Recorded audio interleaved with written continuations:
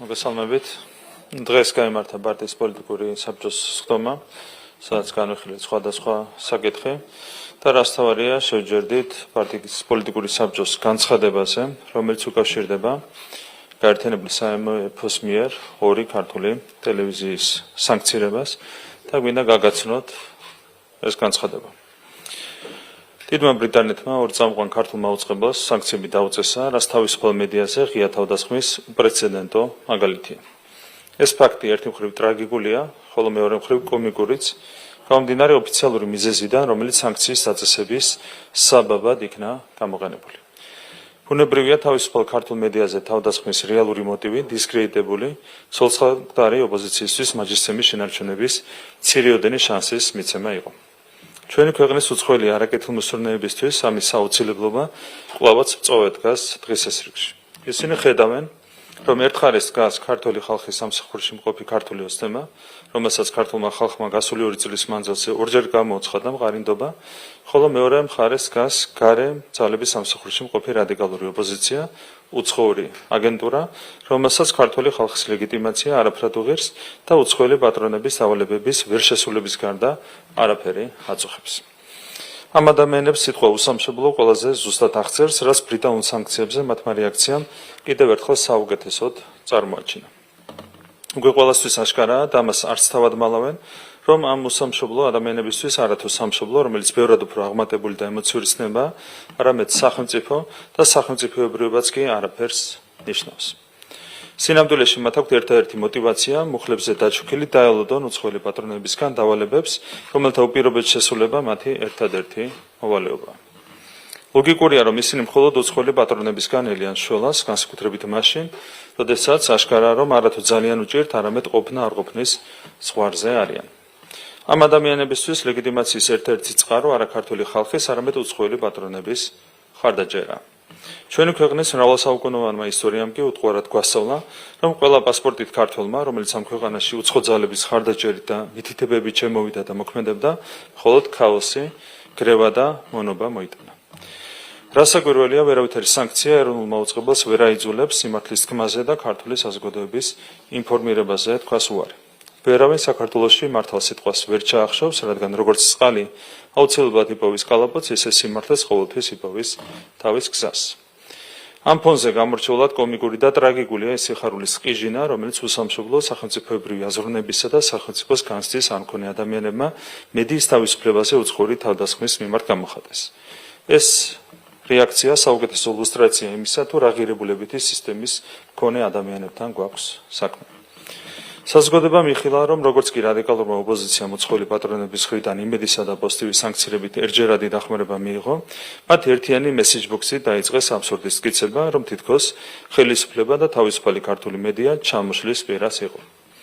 ეს არის კიდევ ერთი ილუსტრაცია და ამავდროულად ამ ადამიანების ტრაგედია, რომ მათი შეხედულებით საქართველოს ბედს არა ქართული ხალხი, არამედ გარე ძალა უნდა წყვეტდეს, რადგან ჩვენი ქვეყნის მოსახლეობისგან ხარდაჭერის მიღების ნულოვანი შანსი და იმედი აქვთ. გარე ძალაში, რა თქმა უნდა, ის ძალა იგულისხმება, რომელიც ადგილობრივ აგენტურას აძლევს დავალებას, ამავდროულად კი არწმუნებს, რომ ახლაც და მომავალში დავალებების უპირობოდ შესრულების შემთხვევაში ხელისუფლებაში მოსვლაში დაეხმარება, თუმცა მუშაობით არა საქართველოსთვის, არამედ მათი ინტერესებისთვის უნდა იმუშაონ. ამ ძალებს deep state დავარქმევთ, გლობალურ რომის პარტიას თუ ოლიგარქ ოჯახებს, ფაქტია, რომ სწორედ ამგვარი არაფორმალური ძალაა ჩაბედებული დღეს ევროპულ ბიუროკრატიაში. საინტერესოა, რომ ცალკეულმა უცხოელმა აგენტმა ბრიტანული სანქციების ფონზე სხვა რადიკალებს გაერთიანებისკენ და ამ გაერთიანების დასავლეთისთვის, უფრო კონკრეტულად ამერიკის შეერთებული შტატებისთვის ქართული ოცნების პოლიტიკურ ალტერნატივად შეთავაზებისკენ მოუწოდა. იქვე დასცინა, რომ ვაშინგტონისთვის შეთავაზებულ მათ კოალიციას აუცილებლად შეუერთება პარტია ღელოს თავის ლიდერებთან ერთად, რადგან პროცესებისგან დისტანცირება ამ პარტიისთვის რთული იქნება. აგენტურის ეს განცხადება ჩვენთვის საინტერესო იმ ფონზე, რომ ამერიკის შეერთებული შტატების მოქმედ ადმინისტრაციას ღიად აქვს გაცხადებული იმგვარი საგარეო პოლიტიკური კურსი, რომელიც უცხო ქვეყნების შიდა პოლიტიკურ საქმეებში ჩაურევლობას გულისხმობს. პრეზიდენტ ტრამპის ბრძანებით დემონსტრაციულად დახურეს რევოლუციის დამფინანსებელი ფონდები, მათ შორის USAID და NED, თანაც დახურეს ისე, რომ ღიად ამხილეს მათი ფარული ჩარევები უცხო ქვეყნების პოლიტიკურ ცხოვრებაში, რევოლუციების მოწყობასა და მთავრობების ძალადობრივ ხალხის ნების საწინააღმდეგოდ შეცვლაში. არჩევნებში ახალი ადმინისტრაციის გამარჯვების შემდეგ კვირა არ გავა, რომ პოლიტიკურმა ლიდერებმა, მათ შორის ვენსმა, რუბიომ, გაბარდმა და სხვებმა, ხაზგასმით არ აღნიშნა, რომ ამერიკის შეერთებული შტატები აღარ აპირებს შარევას სხვა ქვეყნების პოლიტიკურ პროცესებში. რადგან ჩვენთვის კარგად არის ცნობილი, რომ ოპოზიცია წოდებულმა აგენტურამ ძალიან კარგად იცის თუ ვინ არის მისი პატრონი ქვეყნის ფარგლებს გარეთ, როდესაც 99%-ით კვლავ გაერთიანებული აგენტურული ოპოზიცია ისევ ამერიკის შეერთებულ შტატებს თავაზობს საკუთარ მომსახურებას, მათი განცხადებული პოლიტიკის მიუხედავად, რომ არ ჩაერივიან უცხო ქვეყნებში დასაქმეებში, ეს ფაქტი ჩვენთვის დამატებით კითხვის ნიშნებს ვადებს. ევროპულ ბიუროკრატიას არაფორმალური გავლენისგან გათავისუფლება მოკლებადიან ან თუნდაც საშუალოადიან პერსპექტივაში, რომ ძალიან გაუჭირდება, ამაში ბოლოდროინდელმა მოვლენებამ, მათ შორის ბრიტანულმა სანქციებმა კიდევ ერთხელ დაგვარწმუნა. რაც შეეხება ამერიკის შეერთებულ შტატებს, ჩვენ კვლავაც ვინარჩუნებთ იმედს, რომ ეგრეთ წოდებული deep state-ის წინააღმდეგ დონალდ ტრამპის მიერ დაანონსებული ბრძოლა ამ უკანასკნელის გამარჯვებით დასრულდება. ამის საუკეთესო დასტური საქართველოს მიმართ ამერიკული ადმინისტრაციის დამოკიდებულების ცვლილება იქნება. ღირებულებითი თანხმობის ფონზე საქართველოს მიმართ ამერიკის შეერთებული შტატების დღევანდელი დისტანცირებული პოზიცია ალოგიკურია და არაერთ კითხვის ნიშანს ვადებს. საქართველოს მიმართ დამოკიდებულების ცვლილება დაადასტურებს, რომ deep state-ის წინააღმდეგ გამოცხადებული ბრძოლა არა მოჩვენებითი მოვლენა და არაფორმალური ძალების რებრენდინგის მცდელობა, არამედ გულწრფელი და რეალურია. ჩვენ კვლავაც ვინარჩუნებთ ოპტიმისტურ მოლოდინს, ყველაფერს უახლოეს მომავალში მოეფინება ნათელი. დასასრულს კიდევ ერთხელ აღნიშნავთ, რომ გასულ დღეებში განვითარებულმა მოვლენებმა ყველაზე უკეთ წარმოაჩინა თუ ვინ არის ქართველი ხალხის ლეგიტიმაციით აღჭურვილი ქართული ძალა და ვინ იღწვის ხელისუფლებაში მოსახვედრად მხოლოდ იმისათვის, რომ საქართველოში უცხოელი პატრონების მანგიერ ინტერესებს ემსახუროს. დიდი მადლობა. თუ არის შეკითხვები, საათვარ გიპასუხოთ. მოგესალმებით, ტელეკომპანია იმედი, მე კი ნაშსავიძე. პირველ რიგში მინდა გითხრათ იმ უსაფუძვლო თავდასხმაზე ჩვენ ტელეკომპანიის მიმართ, რომელიც ვიხილეთ და ვნახეთ ასევე ბრიტანეთის ელჩი, რომელიც ხელცარიელი მივიდა საგარეო საქმეთა სამინისტროში კონკრეტული მტკიცებულებების, არგუმენტების, ფაქტების გარეშე. თქვენ როგორ ფიქრობთ, ეს ადასტურებს თუ არა ერთი მხრივ იმას, რომ სწორედ თბილისს ეყრდნობოდა და თბილისთან მიწოდებულ ინფორმაციას ეყრდნობოდა გადაწყვეტილება, რომელიც ბრიტანეთში მიიღეს და ვინ მუშაობდა თქვენი აზრით ამ პროცესში ელჩთან ერთად, იყვნენ ეს ოპოზიცია, არასამთავრობო ორგანიზაციები, რა იკვეთება ამ ვითარებაში? რეალურად ყველა ვხედავთ, რომ ბრალდებები იყო აბსოლუტურად აბსურდული და თავისთავად ის ფაქტი, რომ ბრიტანეთის ელჩი მივიდა ხელცარიელი საგარეო საქმეთა სამინისტროში, მინისტრთან შეხვედრაზე, ამის კიდევ ერთი დასტურია, რეალურად არავით არის საფუძველი არ ქონდა ბუნებრივი ამ გადაწყვეტილებას, რომელიც გამოიტანა ბრიტანულმა ბიუროკრატიამ. აქ რაც შეეხება იმას თუ ინფორმაცია საიდან საწავიდა, როგორ მოხდა ამ გადაწყვეტილების მიღება, ძალიან მარტივად შეიძლება ითქვას, რომ ვინც მართავს ბრიტანულ ბიუროკრატიას, იგივე ადამიანები მართავენ ადგილობრივ ქართულ აგენტურას. აქედან გამომდინარე არის მარტივი კოორდინაცია, არის სერიოზული პრობლემები მთლიანობაში ევროპულ ბიუროკრატიაში და ანალოგური პრობლემებია კონკრეტულად ბრიტანულ ბიუროკრატიაში. შესაბამისად, იგივე ძალები მართავენ იქაურ ბიუროკრატიას, ვინც მართავს აქაურ რადიკალურ ოპოზიციას. ამაზე ხშირად საუბრობს სხვათა შორის ყოფილი პრემიერ-მინისტრი, ბრიტანელი პრემიერ-მინისტრი ლის ტრასი, ის პირდაპირ აცხადებს ხოლმე, რომ ბრიტანულ ბიუროკრატიას დღეს მართავს ეგრეთ წოდებული deep state, რასაც ჩვენ უწოდებთ გლობალურ ომის პარტიას და ამის შედეგები არის სახესი. არის საერთო კოორდინაცია, აქაური ადგილობრივი აგენტურა და ბრიტანეთის ბიუროკრატია იმართება ერთი ხელიდან, რაც არის ძალიან სამწუხარო მოვლენა, განსაკუთრებით იმ განსაკუთრებული ისტორიული ტრადიციების ფონზე, რომელიც აქვს დიდ ბრიტანეთს. ასევე ვკითხავთ სტეფანჩუკის განცხადებაზე, რომელმაც თქვა, რომ რეზოლუციის მხარდაჭერა არის წესიერების მინიმალური დონე, ამას უპასუხა პარლამენტის თავმჯდომარემ და გაიხსენა კონკრეტული უსამართლო დამოკიდებულებები საქართველოს მიმართ უკრაინის მხრიდან. თქვენ როგორ შეაფასებთ, როგორი არის პასუხი უკრაინის მხრიდან საქართველოს სოლიდარობაზე?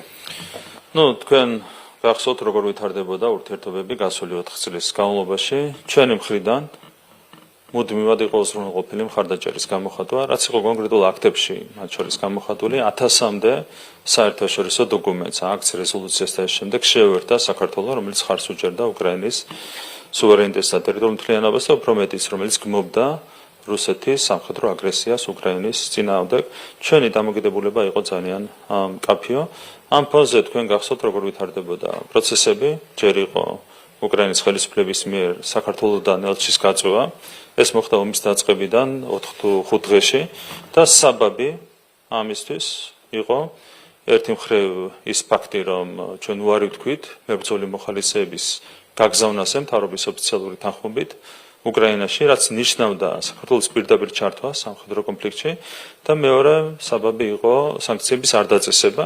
მე მინდა შეგახსენოთ, რომ სანქციები ბევრმა სხვა ქვეყანამ არ დააწესა რუსეთის მიმართ, თუმცა იმ შემთხვევაში უკრაინის ხელისუფლებას არ მიუღია გადაწყვეტილება ელჩის გაწვევის თაობაზე. ხომ იყო მტრული დამოკიდებულება, რომელიც გამოვლინდა, ამის მიუხედავად საქართველოს ხელისუფლება მუდმივად განაგრძობდა უკრაინის სუვერენიტეტის და ტერიტორიული მთლიანობის მხარდაჭერას, მუდმივად გმობდა რუსეთის სამხედრო აგრესიას უკრაინის წინააღმდეგ, თუმცა ამის შემდეგ ვიხილეთ კიდევ ერთი აქტი, ეს იყო საქართველოს ელჩის ფაქტობრივად გაძევება უკრაინიდან და აქ საბაბი იყო თითქოს და მიხეილ სააკაშვილის წამება ჩვენს საშალახსულების დაწესებულებაში. ხო, აქაც კიდევ ერთი მტრული აქტი, ყოველად უსაფუძვლო მტრული აქტი, რომელიც განახორციელა უკრაინის ხელისუფლებამ და მე მინდა შეგახსენოთ, რომ ეს იყო ის ელჩი, ეს არის ის ელჩი, რომელსაც ომის დაწყების პირველი დღიდან არც ერთი დღით არ დაუტოვებია კიევი. როდესაც ბომბები წვიოდა უკრაინის დედაქალაქში, ერთი დღით არ დაუტოვებია კიევი, უკრაინის დედაქალაქი, მაშინ როდესაც ძალიან ბევრმა ელჩმა მაშინვე მიატოვა კიევი საკუთარი ხელისუფლების მითითებით, ხომ? ეს არის ქრონოლოგია იმ ფაქტებისა, რომელიც შემიძლია გავიხსენო. ასევე შემდეგ იყო არაერთი მტრული განცხადება, ასევე იყო ომში ჩართვისკენ პირდაპირ მოწოდებები უმაღლესი თანამდებობის პირების მხრიდან. ეს იყო მაგალითად უკრაინის პრეზიდენტის მთავარი მრჩეველი ბატონი ბოდოლიაკი, ეს იყო უშიშროების საბჭოს მდივანი ბატონი დანილოვი და შემდეგ ხო დეპუტატებზე აღარაფერს ვამბობ. მუდმივად 4 წლის განმავლობაში იყო ერთი მხრიდან, უკრაინის მხრიდან მტრული დამოკიდებულება საქართველოს მიმართ და მთელი ამ დროის განმავლობაში, 4 წლის განმავლობაში ჩვენ ვრჩებოდით ცალმხრივი მეგობრობის რეჟიმში, ჩვენ რამდენიმე დღის წინაც მხარი დაუჭირეთ უკრაინის მხარდამჭერ რეზოლუციას, რომელსაც სხვათა შორის არაერთმა პროდასავლურმა და ანტირუსულმა, ასე ვთქვათ, ჭყალებში ქვეყანამ არ დაუჭირა მხარი, ჩვენი პოზიცია აქაც იყო ურყევი. თუმცა ხედავთ, რომ ყველა მხრიდან არის ორმაგი სტანდარტები, როდესაც საქმე ეხება საქართველოს, არის უსამართლო დამოკიდებულება, რასაც შეიძლება ქონდეს ერთ-ერთი მიზეზი. მათ შორის მიზეზი შეიძლება ისიც იყოს, რომ ომი ჯერ კიდევ არ დამთავრებულა და ვიღაცები ჯერ კიდევ ინარჩუნებენ საქართველოს ომში ჩართვის სურვილს. არ ვიცი. ფაქტია, რომ მთელი ამ დროის განმავლობაში ვხედავთ უსამართლო დამოკიდებულებას, მიუხედავად იმისა, რომ ჩვენ არასდროს შეგვიწყვეტია მყარი მხარდაჭერა უკრაინის ხელისუფლების მიმართ. და ასევე კიდევ ერთი ინფორმაცია, რომელიც ვრცელდება ბრიტანულ კომპანიებთან დაკავშირებით, ეს ეხება, რომ ამ კომპანიების დახმარებით სწორედ ხდება სანქციების გვერდის სწავლა რუსეთის სასარგებლოდ. ამის ფონზე ასევე იწერება, რომ შესაძლოა დაზიანდეს ამერიკის შეერთებულ შტატებსა და ბრიტანეთს შორის არსებული პარტნიორობა. ამ ფონზე საქართველოს მიმართ უსაფუძვლო ბრალდებების ფონზე, როგორ აზემეთყველებს ბრიტანეთში არსებული ეს მდგომარეობა დღეს? ზოგადად ევროპას, მათ შორის დიდ ბრიტანეთს არ შეუწყვეტია ვაჭრობა რუსეთის ფედერაციასთან და ვაჭრობის შედეგად საკმაოდ უხვად ამარაგებენ ისინი რუსეთის სახელმწიფო ბიუჯეტს, რომელიც შემდეგ რა თქმა უნდა ხმარდება იმ ომსაც, რომელიც წარმოებს უკრაინაში. როდესაც საუბარია საქართველოზე, აქ ხედავთ, რომ არის განსხვავებული დამოკიდებულება, მოწოდება სანქციების დაწესებასთან დაკავშირებით და შემდეგ. რა თქმა უნდა, ეს არის ძალიან უხეში ორმაგი სტანდარტი. ეს ყველაფერზე მეტყველებს, ბუნებრივია. სინამდვილეში აშკარაა ის, რომ საქართველოს მიმართ არის განსხვავებული ინტერესი. და ამ განსხვავებული ინტერესების გამო ისინი თავს ესხმიან საქართველოს. იგივე სანქციები რო ავიღოთ, ხო, მოლდოვას არ დაუწესებია სანქციები. რუსეთთან მიმართებით არ არსებობს არც ერთი კრიტიკული განცხადება, არც ერთი. თუნდაც ერთი ევროპარლამენტარის დონეზე, სადღაც ერთი პარლამენტარის დონეზე არ არსებობს არც ერთი კრიტიკული განცხადება მოლდოვასთან დაკავშირებით, მაშინ როდესაც ჩვენ მოგვიწყნეს ევროპარლამენტის რეზოლუციაც კი სანქციების დაწესების მოთხოვნით არის არაერთი სხვა განცხადება, აქაც ჩანს ორმაგი სტანდარტი. და აქაც მარტივად არის განსხვავებული ინტერესი საქართველოს მიმართ, ის ინტერესი, რომელიც არ არის მაგალითად მოლდოვის მიმართ და სწორედ ამის გამო ესხმიან ისინი თავს საქართველოს, დიდი ბრიტანეთის გამოირჩევა ასეთი ორმაგი სტანდარტით. გამარჯობა ბატონო პრემიერო, მეც მექნება რამდენიმე კითხვა და ყველა ეხება ბრიტანეთის ამბავს. პირველი გავაგრძელებ ტელეკომპანიების მიმართ მიღებულ გადაწყვეტილებებთან დაკავშირებით. თქვენს განცხადებაში ნაწილობრივ შეეხეთ რა თქმა უნდა ამ თემას, თუმცა მე მინდა ვკითხოთ უფრო დეტალურად საქართველოში გამოხმაურებასთან დაკავშირებით. არაერთი მედია, არაერთი ორგანიზაცია არსებობს და ფუნქციონირებს საქართველოში, რომელიც იცავს მედიის უფლებებს, ასევე ოპოზიციური პარტიების წარმომადგენლები და სხვადასხვა ორგანიზაციები, რომელთგანაც არ მოგვისმენია გარკვეულწილად პოზიცია აი ამ გადაწყვეტილების შემდეგ ეს თქვენთვის რას ნიშნავს და რა დაგანახათ აი ამ სურათს? აქაც მარტივად არის საქმე, თქვენ გახსოვთ წლების განმავლობაში ეგრეთ წოდებული NGO-ები საკუთარ თავს უწოდებდნენ უფლებადამცველებს, ხო, ეს ერთ-ერთი მათი საყვარელი სიტყვა იყო, თვითშეფასება იყო. ძალიან კარგად გამოჩნდა, რომ NGO-ები არავითარი უფლებადამცველები არ არიან.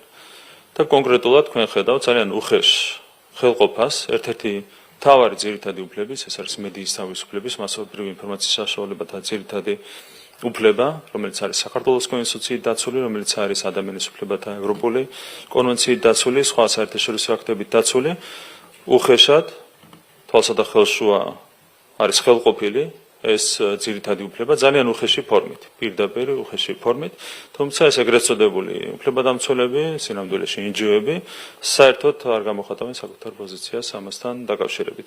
ეს ყველაფერი მეტყოლებს იმაზე, თუ რამდენად დიდი ფარსია NGO როგორც ასეთი. NGO-ს აქვს ერთ-ერთი ფუნქცია. NGO არის უცხო ქვეყნის შიდა საქმეებში ინტერვენციის ინსტრუმენტი.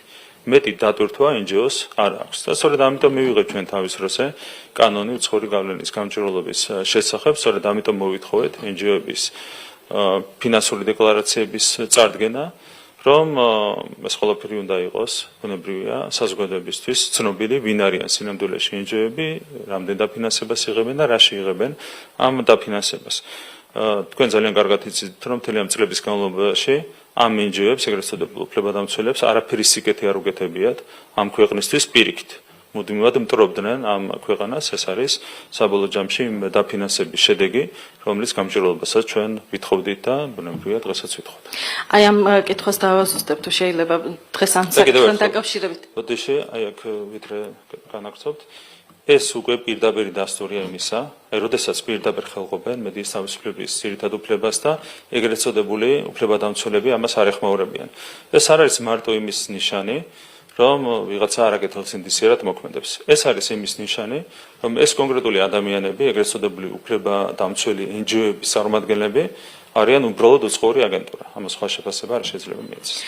პარლამენტის თავმჯდომარემაც ისაუბრა ამ თემასთან დაკავშირებით და მან გამოთქვა ესეთი მოსაზრება, რომ შეიძლება ეს აღქმული იყოს როგორც ველის მოსუფთავება მათი ინტერესების გამტარებელი მედია ორგანიზაციებისთვისაც, აი ამ პოზიციას თუ იზიარებთ თქვენ და აი ამ ინტერესს თუ ხედავთ ამ ყველაფერს. ეს ინტერესი ბუნებრივი არის, თუმცა ბუნებრივია ეს ყველაფერი არის განწირული წარმომადგენლობისთვის. ბუნებრივია ეს არის ინტერესი. ზოგადად რომ რაღაცნაირად დააზიანონ ორი პოლიტიკური მხარიდან ერთ-ერთი, ხო? ეს არის საბოლოო ჯამში ეს ინტერესი. თუმცა განწირულია წარმომადგენლობისთვის. თქვენ იცით რომ არსებობს ოპოზიციური ტელეარხები, რომელთა რეიტინგიც არის ფსკერზე. მთლიანობაში რო აიღოთ რეიტინგები და რო შეადაროთ ოპოზიციური არხების რეიტინგები სხვა ეროვნული მაუწყებლების რეიტინგებს, სხვაობა არის დაახლოებით 5 მაგი 6 მაგი ალბათ, ხო, უხეშად რომ დავთვალოთ. ეს აწუხებთ ბუნებრივია ამ ადამიანებს და იმედი აქვთ, რომ რაღაცნაირად კონკრეტული ტელევიზიებისთვის მედიის თავისუფლების ძირითადი უფლების შელახვით შეიძლება მოძლიერდეს პარტიული ტელევიზიები. თუმცა, რა თქმა უნდა, ამ სანქციებით არავითარი დოზით, არავითარი ხარისხით არ შეიზღუდება არც ერთი ტელევიზიისთვის მედიის თავისუფლების ძირითადი უფლება. კიდევ ერთხელ გავიმეორებ, რომ ამის გარანტი არის საქართველოს ხელისუფლება. 2012 წლიდან სწორედ ჩვენი ხელისუფლება არის საქართველოში მედიის თავისუფლების ძირითადი უფლების დაცვის გარანტი. ჩვენ დავამკვიდრეთ ამ ქვეყანაში მედია პლურალიზმი, რომელიც 2012 წელს საერთოდ არ არსებობდა. შესაბამისად, დღესაც ჩვენ ვიღებთ პასუხისმგებლობას იმაზე, რომ შენარჩუნებული იქნება სრულფასოვნად მედია პლურალიზმი და დაცული იქნება მედიის თავისუფლების ძირითადი უფლება თითოეული ტელევიზიისთვის. და კიდევ ერთი კითხვა, ერთ-ერთი ბრიტანული გამოცემა, საკმაოდ გავლენიანი, წერს ბრიტანეთის პრემიერ-მინისტრთან დაკავშირებით, რომ ის მიზანმიმართულად ანადგურებს ურთიერთობებს ამერიკის შეერთებულ შტატებთან, განსაკუთრებულ ურთიერთობებს და ის და მისი გუნდი მიზანმიმართულად აზიანებენ ატლანტიკურ ალიანსთან ურთიერთობას. ეს რა შეგიძლიათ აი ამ ინფორმაციის შემდეგ თქვენ რომ თლიანობაში მე ვიტყოდი, რომ ბრიტანულ ბიუროკრატიაში მდგომარეობა არის ნამდვილად ტრაგიკული.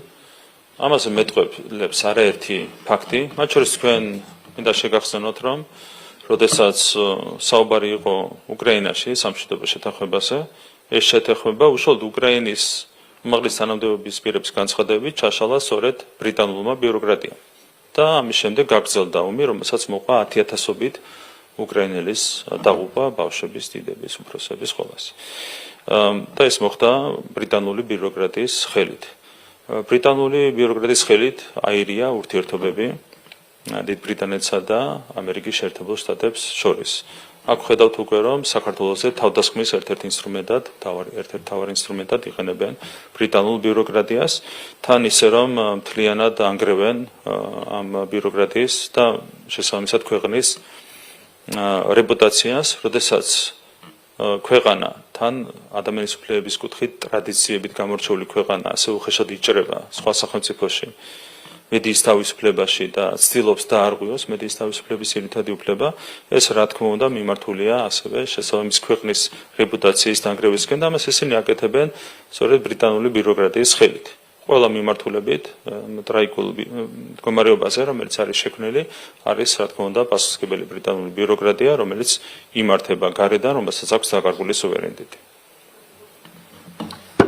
მოგესალმებით თანაბროლაძე საზოგადოებრივ მაუწყებელი ბატონო პრემიერო მე მინდა გკითხოთ ევროკომისიის პრეზიდენტის იმ წერილზე რომელიც ოპოზიციას გამოუგზავნა მას პასუხად გკითხულობთ რომ საქართველოს ხელისუფლება თუ არ გამოასწორებს იმ პრობლემებს რომლებიც არსებობს და რომელიც ამ შემთხვევაში ევროკავშირს დანახული აქვს მათ შორის პოლიტიკური დიალოგის შეჩერების მიზეზად ხომ შესაძლოა უვიზო მიმოსვლის შეჩერება გავრცელდეს არა მხოლოდ სამსახურებრივი და დიპლომატიური პასპორტების მქონე პირების მიმართ არამედ შეეხოს სრულად მოსახლეობასაც ეს საკითხი ახალი არ არის ბევრჯერ მოგვისმენია რომ ყველა სცენარი და ყველა ვერსია დევს ევროკავშირისთვის მაგიდაზე და თქვენც არაერთხელ გითქვამთ რომ მზად ხართ პირდაპირ დიალოგისთვის ოღონდ მთავარია რომ დასხდეთ და ისაუბროთ გაქვთ თქვენი არგუმენტები როგორი არის პოზიცია ამასთან დაკავშირებით თუ დაბრუნდა დღის წესრიგში ქვეყნის მოსახლეობისთვის სრულად უვიზო მიმოსვლის შეჩერება და კიდევ ერთხელ რა არის ის ნაბიჯები რომლის გადასადგმელადაც არის საქართველოს ხელისუფლება მზად რომ ეს სიკეთე მოსახლეობამ არ დაკარგოს მადლობა ეს განცხადებაც პირდაპირ არის დაკავშირებული ბრიტანულ გადაწყვეტილებასთან პირდაპირ ჩანს ძალიან მარტივი კოორდინაცია აქაც პირდაპირ ჩანს გარეჩარევა თვითონ ევროპულ ბიუროკრატიაში ევროკავშირის ბიუროკრატიაშიც არის იგივე პრობლემები რაც ბრიტანულ ბიუროკრატიაში და გადაწყვეტეს რა რომ ხედავენ ცოცხალმკვდარ ოპოზიციას პრაქტიკულად მაჯისცემა არ ესინჯება საქართველოში ოპოზიციას და ასე დროს კოორდინირებულად გადაწყვეტეს რაღაცები გადმოუგდონ გამოსაცოცხლებლად ამ ოპოზიციას და ამას ემსახურება ეს სანქციები რომელიც საერთოდ არ არის შედეგზე გათვლილი მარტო იმაზე რომ იქნებ ცოტათი მაინც გამოაცოცხლონ აქ ცოცხალმკვდარი ოპოზიცია და იგივე ემსახურება რა თქმა უნდა ევროკომისიის პრეზიდენტის ეს განცხადებაც რაც ჩვენთვის ნაკლებად საინტერესოა ჩვენ ერთ-ერთ რამეს ვამბობთ ევროინტეგრაციასთან დაკავშირებით ჩვენ მზად ვართ განვაგრძოთ ჩვენი ვალდებულების შესრულება რაც გამომდინარეობს პირველ რიგში ასოცირების შეთანხმებიდან თავისუფალი ვაჭრობის შეთანხმებიდან ეს არის ჩვენი დღის წესრიგი თუ იქნება ჯანსაღი დამოკიდებულება ევროპული ბიუროკრატიის მხრიდან ამ შემთხვევაში ყველაფერი იქნება სათანადოდ ქართულ ევროკავშირული ურთიერთობების თვალსაზრისით თავარია რომ მათ შეცვალონ საკუთარი დამოკიდებულება და გამოავლინონ სამართლიანი დამოკიდებულება ქართული ხალხის მიმართ მაშინ კითხავთ როგორ წარმოგიდგენიათ ამ ურთიერთობების სამომავლოდ გაგრძელება იმის გათვალისწინებით რომ თქვენ ამბობთ რომ თქვენი მხრივ მზად ხართ ნაბიჯების გადასადგმელად და ევროინტეგრაციის კურსით აღებული ვალდებულებების შესასრულებლად თუმცა ის ვინც უნდა გითხრას რომ შევასრულეთ თუ არა ვალდებულებები ან შეგვაფასოს გვეუბნებიან რომ კანდიდატის სტატუსის მქონე ქვეყანა დავრჩით მხოლოდ ფურცელსა და კანდიდატებს შორის ყველაზე უარესი შეფასება გვაქვს უკუსვლის გათვალისწინებით თქვენ იცით რომ 2024 წლის ივნისში ევროკავშირმა საკუთარი გადაწყვეტილებით ცალმხრივად შეაჩერა პოლიტიკური დიალოგი საქართველოსთან. ჩვენ თავაზობთ ევროკავშირის დიალოგის განახლებას და ჩვენ ევროკავშირის თავაზობთ ღია და გამჭვირვალე დიალოგს. ამის იქით მე ვერ ხედავ ბუნებრივია ურთიერთობების გადატვირთვის რეალურ ბერგეტებს, ხო? ერთ-ერთი ბერგეტი არის ღია და გამჭვირვალე დისკუსია, რაც უნდა განახდეს საქართველოსა და ევროკავშირის შორის. ჩვენ თავაზობთ ამას, ჩვენ თავაზობთ მათი გადაწყვეტილების გადახედვას. მათ მიიღეს 2024 წლის ივნისში გადაწყვეტილება პოლიტიკური დიალოგის შეჩერების თაობაზე. თუ გადახედავენ ამ გადაწყვეტილებას, ჩვენ ვართ თავიდან ბოლომდე მზად. მოგესალმებით, სალომე გობრონიძე, ტელეკომპანია პოსტები. ბატონო ირაკლი, საერთაშორისო გამჭვირვალობა ემუქრება ბიზნესს, რომ ვინც გაბედავს ტელეკომპანია პოსტივისა და იმედზე რეკლამის მიტანას აუცილებლად დასანქცირდებიან. პირველ რიგში არის თუ არა მათ ამ მუქარაში კანონსაწინააღმდეგო ქმედებების ნიშნები და როგორ დაიცავს ხელისუფლება ბიზნესს უცხო ქვეყნის NGO-სგან წამოსული მუქარისგან? რაც შეეხება კანონის დარღვევას, ამის შეფასებას მე ვერ გავაკეთებ, ამისათვის არსებობს შესაბამისი სამართალდამცავი უწყებები, თუ ისინი დაინახავენ სამართალდარღვევის, მათ შორის თუნდაც სისხლსამართლების ნორმის დარღვევის ნიშნებს, მათ შეუძლიათ ამაზე რეაგირება. მე შემიძლია მხოლოდ პოლიტიკური შეფასება მივცე ამ განცხადებას. ეს არის ძალიან მარტივად სამშობლოს ხალადი, მოღალატეობრივი დამოკიდებულება, ანტისახელმწიფოებრივი დამოკიდებულება. ეს ორგანიზაციაც განიხილება როგორც ეგრეთ წოდებული უფლებადამცველი, მათ შორის ორგანიზაცია, აი ჩვეულებრივად უცხოური აგენტურის ილუსტრაცია.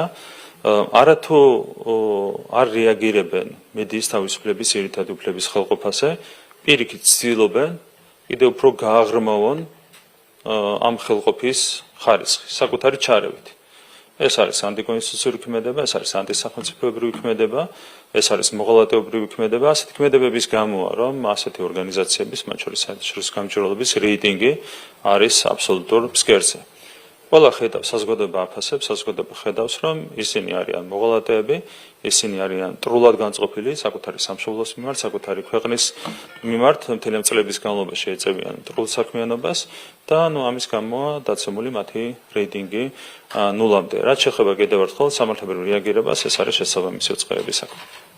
ასევე იფსოსის კვლევაზე მინდა გკითხოთ, რომელსაც უკრაინული მედია აქვეყნებს, რომლის მიხედვითაც მოქმედი პრეზიდენტი ვოლოდიმირ ზელენსკი ნდობის რეიტინგში არის მეოთხე ადგილზე. ამავე კვლევის მიხედვით გამოკითხულთა მხოლოდ 29%-ს მიაჩნია, რომ მათი ქვეყანა სწორი მიმართულებით ვითარდება.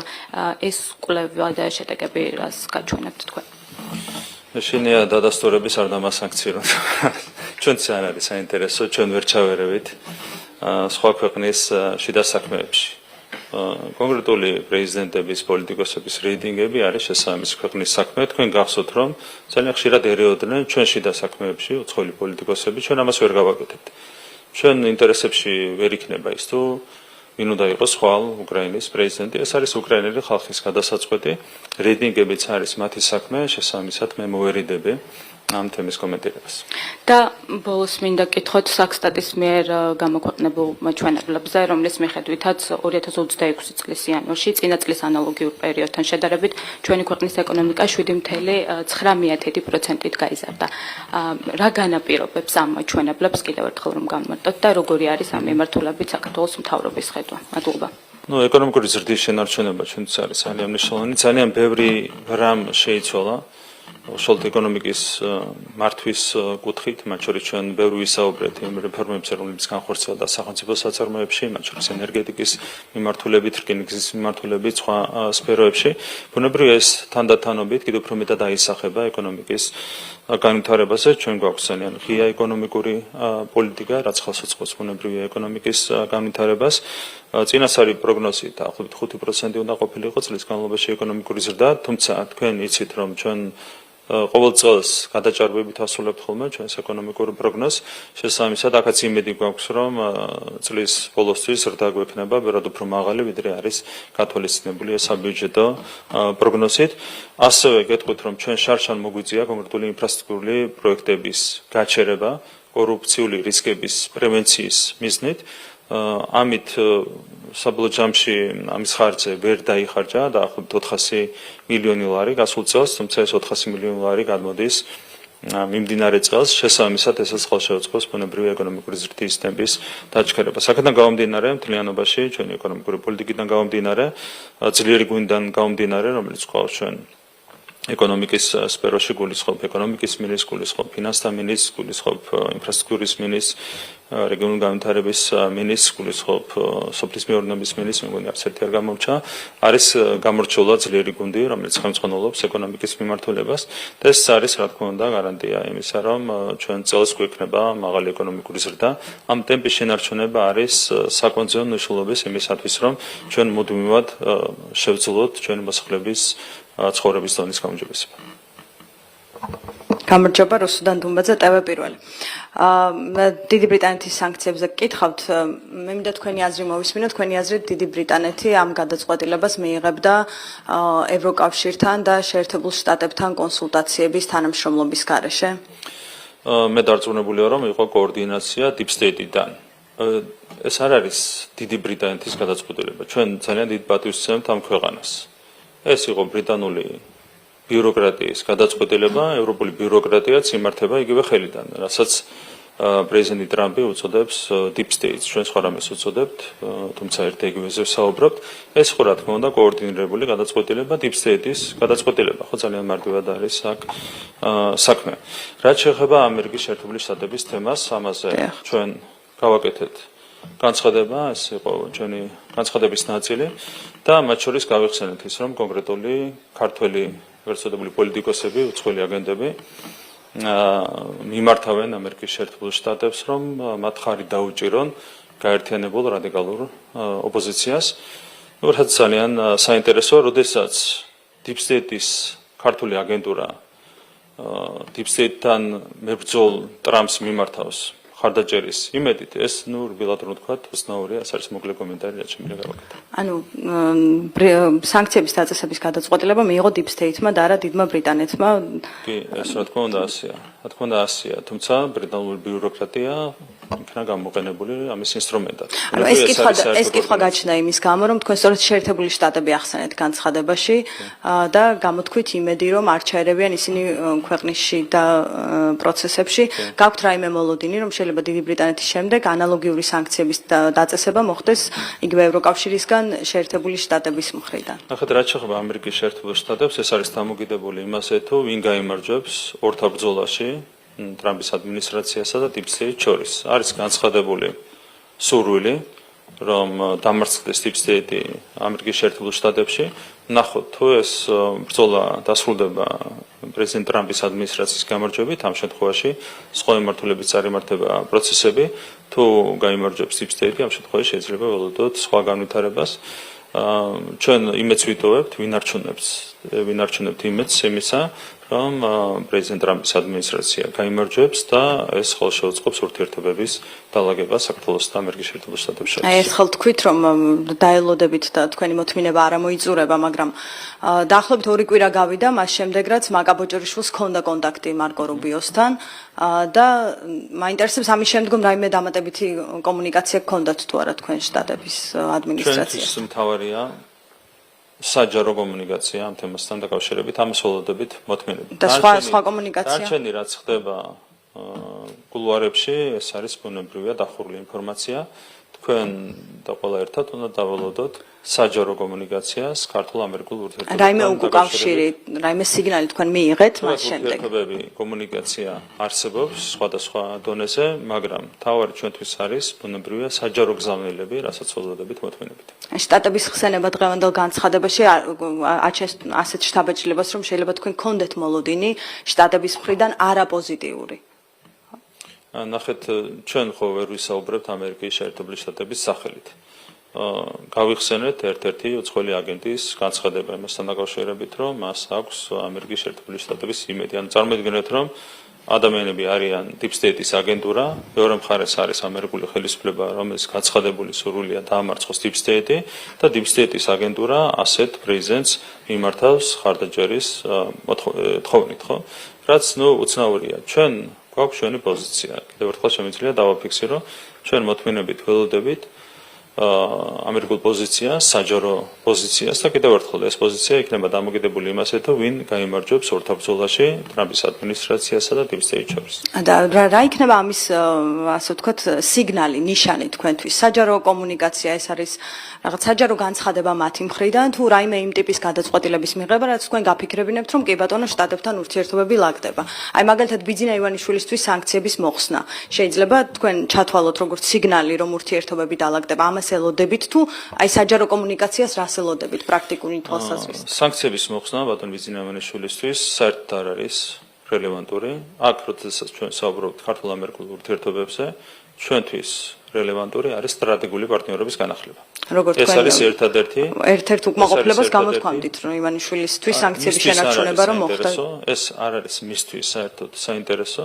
შესაბამისად, ჩვენ როდესაც საუბრობთ ქართულ-ამერიკული ურთიერთობების გადატვირთვაზე, საუბრობთ სტრატეგიული პარტნიორობის განახლებას. სანქციები არ არის საინტერესო. პირადად ბატონო ბიძინა ივანიშვილის ეს შეიძლება არ არის მისთვის საინტერესო, მაგრამ თავად ბიძინა ივანიშვილი ამბობდა, რომ ეს ისეთი საკითხია, რაც მე კომპლექსს მიქმნის თუ მიჩენს, რის გამოც უარს ვამბობ მათ შორის ელჩთან შეხვედრაზე.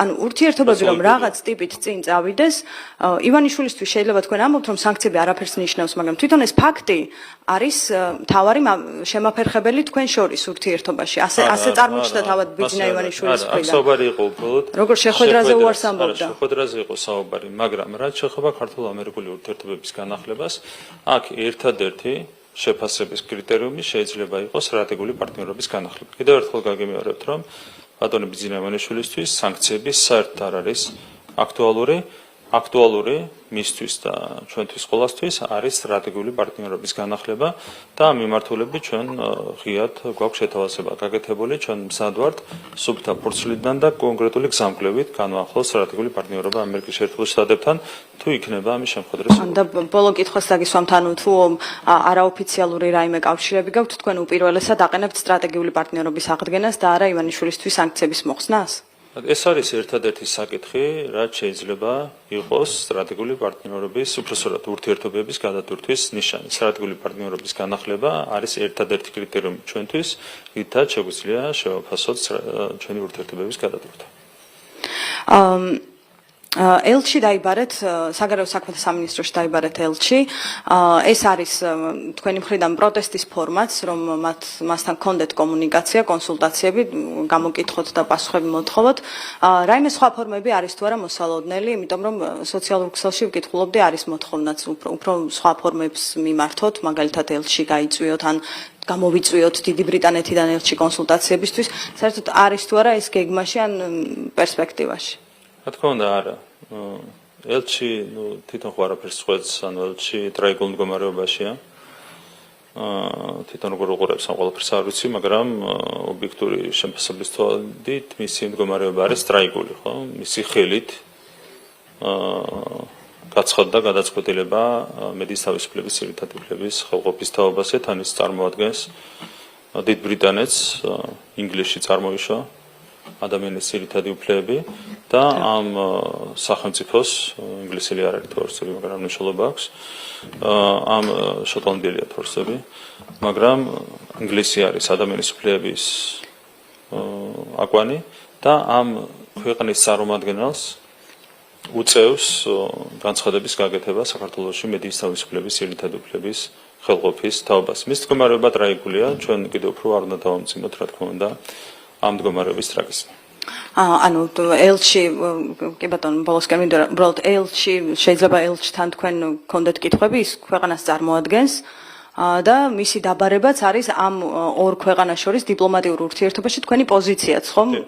ანუ თქვენ გამორიცხავთ სხვა რაიმე ფორმას მიმართოთ, დემარშის ფორმას, გამოწვევას, დაბარებას თუ ასე შემდეგ. ისე როგორც სხვა შემთხვევებში, აქაც ვრჩებით სამხრივი მეგობრობის რეჟიმში, ჩვენთვის ძვირფასია დიდი ბრიტანეთი როგორც სახელმწიფო და შესაბამისი ხალხი. აქედან გამომდინარე, ამ შემთხვევაშიც იგივე ეხებოდა ლიტვას, ლატვიას, ესტონეთს, უკრაინას. ჩვენ ამ შემთხვევაშიც უნდა დავრჩეთ სამხრივი მეგობრობის რეჟიმში, გამომდინარე იქიდან, რომ ჩვენთვის ძვირფასია დიდი ბრიტანეთი როგორც გამორჩეული ისტორიის მქონე სახელმწიფო და ჩვენთვის ძვირფასია ბრიტანელი ხალხი. აქედან გამომდინარე, ჩვენ დავრჩებით სამხრივი მეგობრობის რეჟიმში და რაც შეეხება დაბარებას, ეს არ არის მხოლოდ დიპლომატიური დემარშის ფორმა, ამას პრაქტიკული დატვირთვაც აქვს. ჩვენ მოვითხოვეთ ინფორმაციის გაზიარება მასთან დაკავშირებით, თუ რას დაეფუძნა ორი ტელეკომპანიის სანქცირება, ნული ინფორმაცია მასთან დაკავშირებით. ნული ფაქტები, ნული ინფორმაცია ამასთან დაკავშირებით. ეს მეტყველებს კიდევ ერთხელ ამ მდგომარეობის ტრაიგულობას. კი ბატონო. ანუ დიდი ბრიტანეთის სანქციების საპასუხოდ ქართულ ოცნებას არ ექნება დიპლომატიურ ურთიერთობაში რაიმე სხვა ფორმა გამოყენებული. მადლობა. და ორი მოკლე კითხვა მაქვს. ერთის მხრივ მე მაინტერესებს, როცა საუბრობთ, რომ დიდი ბრიტანეთის ეს სანქცია იყო არა მედიის წინააღმდეგ, არამედ ქვეყანაში ოპოზიციის გაძლიერების თუ მათი არა, ერთის და მეორეს ორივე. კი ბატონო.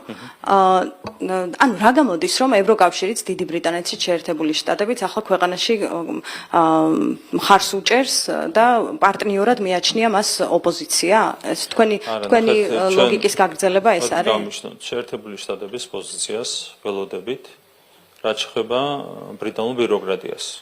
აქ სრულიად თვალნათელია, მათ შორის განსაკუთრებით ამ ბოლო გადაწყვეტილებიდან გამომდინარე, რომ ისინი არ მოქმედებენ სუვერენულად და ისინი მოქმედებენ გარე ძალების კარნახით და მინარიანის გარე ძალები უკვე დავაკონკრეტეთ და არსებობს იგივე გავლენა ევროკავშირის ბიუროკრატიაზე, რაც არის ძალიან სამწუხარო მოვლენა, ხო?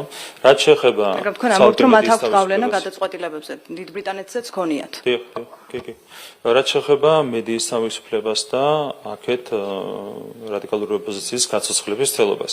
რა თქმა უნდა, ორივესკენ არის მიმართული. უბრალოდ ჩვენ დავაკონკრეტეთ, რომ მედიის თავისუფლების ხელყოფის ცდილობა ვერ იქნება ეფექტური და ასევე პრინციპში ოპოზიციის გამოცოცხლების ცდილობაც ვერ იქნება ეფექტური.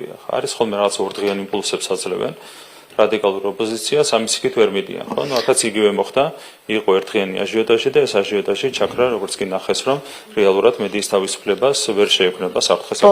ბოლო კითხვას დაგისვამთ, თუ კი პულსი არ ესინჯება ოპოზიციას, ფაქტი არის ერთი, რომ 24 წლის არჩევნებიდან წელიწად ნახევარი გადის ბატონო ირაკლი და დღესაც რაღაც ტიპის გადაწყვეტილებებს იღებენ, მძიმე გადაწყვეტილებებს საქართველოში არხების თუ კონკრეტული პირების წინააღმდეგ. პროცესის ნორმალიზებისთვის თქვენ ხომ ხართ დარწმუნებული, რომ უმრავლესობის მიერ არჩეული ლეგიტიმური ხელისუფლება ხართ და მას ებრძვის მთელი deep state-ი. ფიქრობთ თუ არა, რომ ჩაატაროთ არჩევნები, ახალი არჩევნები? ნუ ჯერ ერთი თუ ინვეს არ აწყობს არჩევნები, ეს არის ოპოზიცია, ხო? თქვენ ხომ გაწყობთ ნორმალიზებისთვის, თქვენ ხომ გაწყობთ? გვირჩენია რომ კონსტიტუციას ცეთ პარტივი. და კონსტიტუციით არის დადგენილი საპარლამენტო არჩევნების 4 წლიანი ვადები. მოდით ცეთ პარტივი კონსტიტუციას, ჩვენ სუბიექტურად მართლა ანუ 54% ავიღეთ წინა არჩევნებში, ამ არჩევნებში შეგვიძლია ავიღოთ თუნდაც საკონსტიტუციო უმრავლესობა, ხო? ანუ დღეს ხედავთ რომ მთლიანად არის ოპოზიცია მართლა ცოცხალ მდგომარეობაში, ცოცხალიც ცოტა გადაჭარბებული სიტყვაა ამ თანწყობაში. შესაბამისად, ჩვენ ამ არჩევნებში ბუნებრივია, კიდევ უფრო მაღალ შედეგს მივიღებდით, მაგრამ ჩვენ დავცეთ პარტივი კონსტიტუციას და კონსტიტუციურ ვადებს. მარტივად არის აქ. გამარჯობა, ტელეკომპანია ფორმულა სალომე ლაბაძე. თქვენ თქვით, რომ დღევანდელი პოლისაბჭოს სხდომა დაუთმეთ საუბარს დიდი ბრიტანეთის მიერ იმედის და პოსტივის დასანქცირების შესახებ. ბრიფინგზე კი უკვე არაფერი გითქვამთ იმაზე, როგორ აპირებთ ამ ორი არხის გადარჩენას, რაც იყო თქვენი მთავარი გზავნილი მათი დასანქცირებიდან მეორე დღეს. სიმართლეო, წყალივით კალაპოცი იპოვისო რაღაც ასეთი შედარება შემოგთავაზეთ და მაინტერესებს ამის გარდა სათქმელი იმედელებისთვის და პოსტიველებისთვის არაფერი გაქვთ? და დანებდით მათი გადარჩენის მიზანს თუ მაინც გაქვთ რამე ბერგეთი წარმოდგენილი იმისთვის რომ მათ დაეხმაროთ. ნუ ასე როგორ უნდა დაგარგოთ სახე. თქვენ ხო ფორმალურად მაინც გქვიათ ჟურნალისტი. კი მართალია 2%-იანი არხის წარმომადგენელი ხართ. მართალია პარტიული ტელევიზიის წარმომადგენელი ხართ, მაგრამ მაინც სახე შევინარჩუნებდით თქვენს ადგილას. ანუ გულისხმობთ რა იყო მიუღებელი ამ კითხვაში. თქვენ თქვით რომ გადაარჩენდით ამ ორ არხს. ხო ნამდვილად თქვით ბატონო ირაკლი, ხომ არ ვიტყუები? თქვენ ახლა დღეს არაფერი გითქვამთ ამაზე და მე მაინტერესებს ამის მიზეზი. იქნება აღარ გაქვთ მიზნად საერთოდ მათი გადარჩენა, ან არ ვიცი რასთან გაქვთ საქმე. თქვენ ფორმალურად გქვიათ ჟურნალისტი, ფორმალურად გქვიათ ამ ადამიანების კოლეგა და ეხლა გამოხატავთ ორი არხის ვერ გადარჩენის დაუკვებელ სურვილს. ტრაგიკულია ეს. ვერ გადარჩება ეს ორი არხი? არა, თქვენ სურვილს გამოხატავთ ვერ გადარჩენის რას ქვია. თქვენ ხო ამბობდით რომ ჩვენი მიზანი არის დავეხმაროთ იმედს და პოსტივის. არა თუ გადარჩენა არ გადარჩენას. ისევ გაქვთ ეს ამოცანად? არა თუ გადარჩენა არ გადარჩენაზეა საუბარი, მედიის თავისუფლება ამ ორი ტელეარხიისთვის იქნება სრულად უზრუნველყოფილი. როგორც იყო მანამდე, ასევე სრულად იქნება უზრუნველყოფილი. არა თუ გადარჩენა არ გადარჩენაზეა საუბარი, ოდნავადაც არ შეექმნება არავითარი დაბრკოლება მედიის თავისუფლების, ძირითადი უფლების რეალიზაციას ამ ორი ტელევიზიისთვის. კი ბატონო, თქვენ თქვით კიდევ ერთი ასეთი რამ და თუ ზუსტად ვამბობ ეს ციტატაა, რომ ყველა სახელმწიფო და არასახელმწიფო კომპანიამ უნდა ითანამშრომლოს იმედთან და პოსტივისთან. მათ შორის იქნება თუ არა ქართულს. დღეს ბიძინა ივანიშვილიც ესწრებოდა ჩვენი ინფორმაციით პოლისაბჭოს სხდომას ამას თუ ადასტურებს ეს გვაინტერესებს და ქართულ გააგრძელებს თუ არა თანამშრომლობას ეს თქვენ ახლა შეიძლება საუკეთესოდ იცოდეთ იმედთან და პოსტივისთან. მე არ ვარ ამ კონკრეტული კომერციული ორგანიზაციის წარმომადგენელი. ვინც იყო იმას შევხვდით რამდენიმე წუთის წინ? მე შემიძლია არა ამ კომერციულ ორგანიზაციას არც ბატონი ბიძინაუნიშვილი წარმოადგენს, ხო? მას წარმოდგენა არ აქვს მას ქართულ აზიზამს? მე წარმოდგენა ყველაფერს შეიძლება გქონდეს.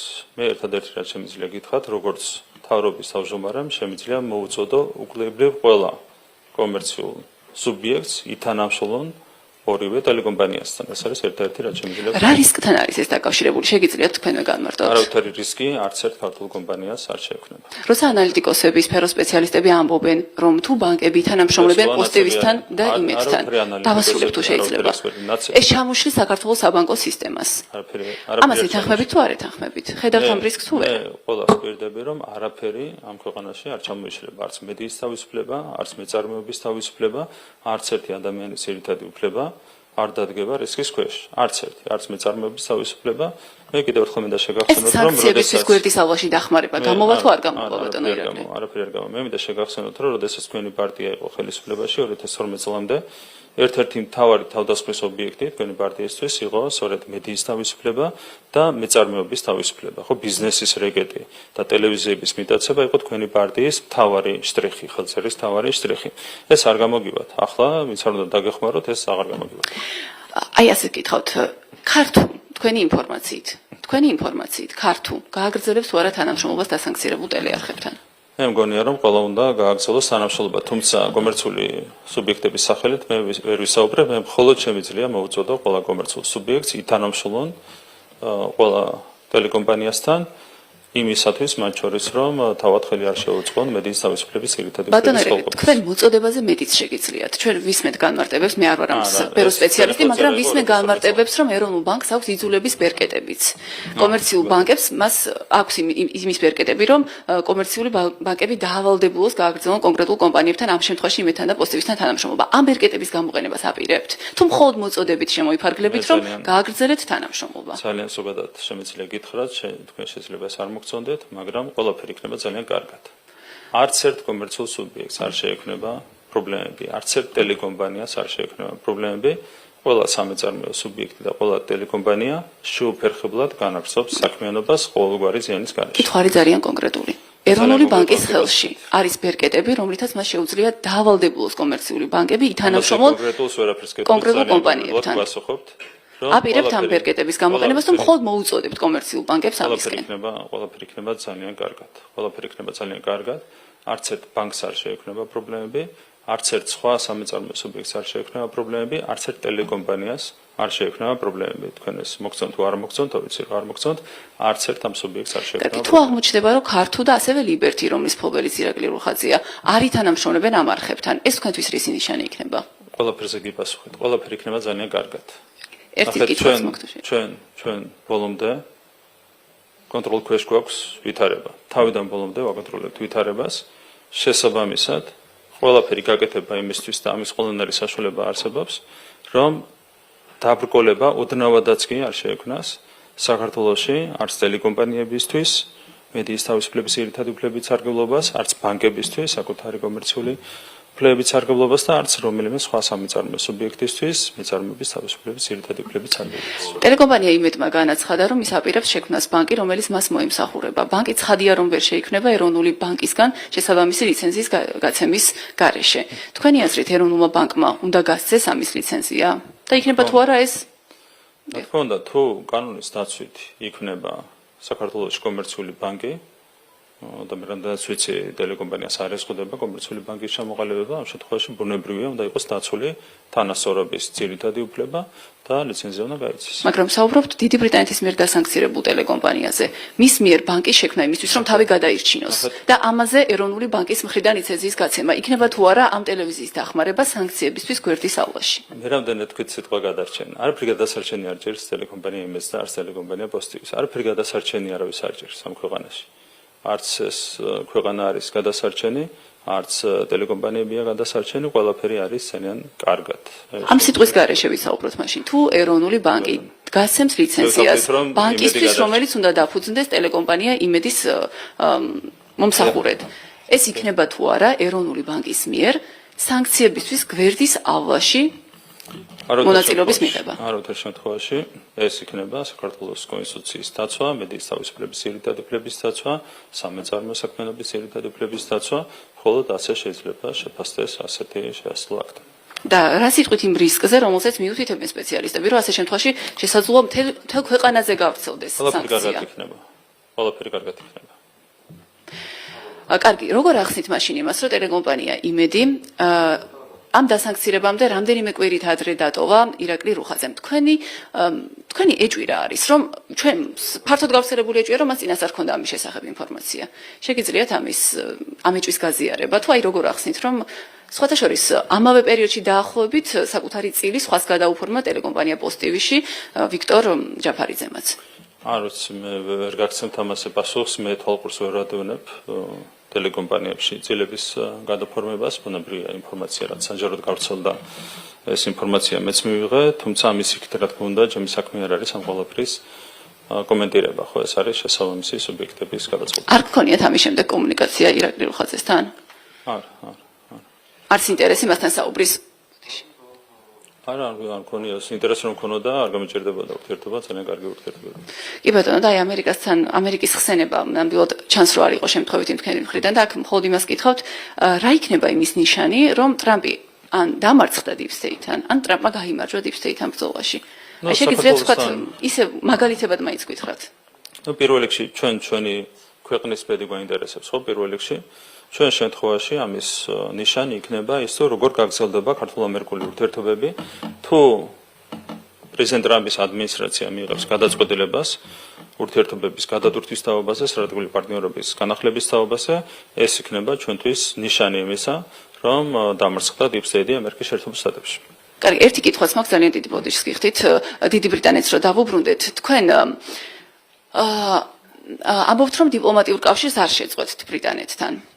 მაგრამ ჩვენ გვახსოვს რა BBC-ს როცა უჩივლეთ და ეს დავა როცა წამოიწყეთ ამ ტელევიზიასთან, ამის შესახებ ამბობთ რომ საქმე თუ დასჭირდება და მივა საერთაშორისო სასამართლომ და ჩვენ საერთაშორისო სასამართლოში მზად ვართ რომ ვუჩივლოთ ბრიტანეთის სახელმწიფოს, ხო? აი ამ შემთხვევაში რატომ არ აპირებთ? ან იქნება აპირებთ კიდეც რომ იმედის და პოსტივის სანქციების გამო უსამართლოდ, როგორც თქვენ ამას აღნიშნავთ, დიდ ბრიტანეთს უჩივლოთ საერთაშორისო სასამართლოში.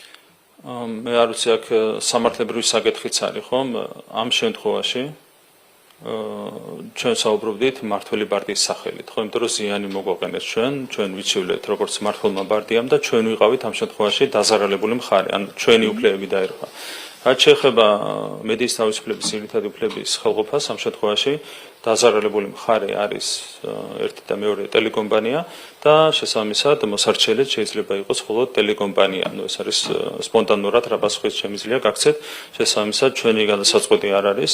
წავიღებთ თუ არა საქმეს სტრასბურგის სასამართლოში, შეუძლია გააკეთონ ტელეკომპანია. რამდენიმე დღე თქვენ საუბრობთ ამ არხის სახელით ლომის და ამიტომ გეკითხებით თქვენ.